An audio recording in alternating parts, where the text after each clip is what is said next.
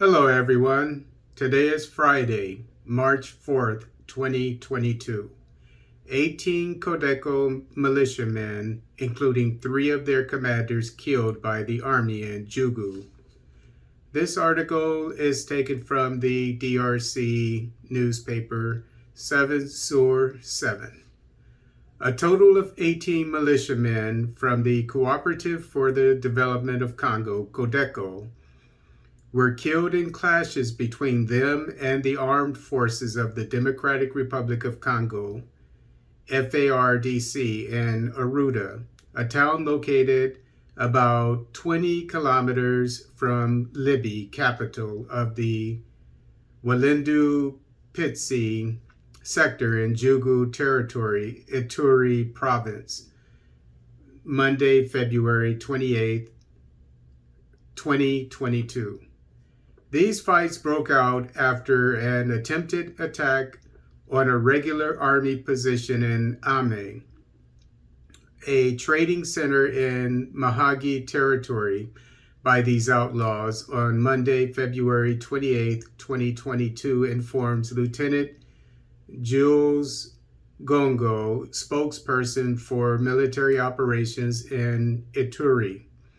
After an attempted attack by the armed group CODECO on an army position in Ame, this attack was repulsed very fiercely, and we pursued the enemy the same day until they were entrenched at the level of the Arruda locality. During these fights in Arruda, the armed forces neutralized 18 CODECO militiamen and recovered several military effects, he explained in a communication to the press.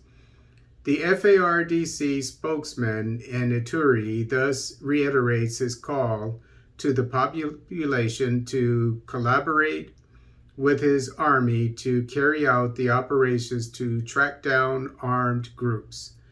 On his return from Kinshasa on Tuesday, March 1st, 2022, the military governor of Ituri promised to step up military operations on the ground with a view to overcoming the armed groups still active in Ituri, nearly 10 months after the establishment of the state of siege. It's interesting that you never hear about the Ugandan military being involved in any of the operations, even though we know that Uganda and the DRC, their militaries got together a couple of months ago, and they're fighting the insurgencies in northeastern DRC near Uganda. For some reason, they are not mentioned in any of the operations that I've seen. I don't know why. But CODECO, after ADF, is the second, I would say, largest insurgency in that part of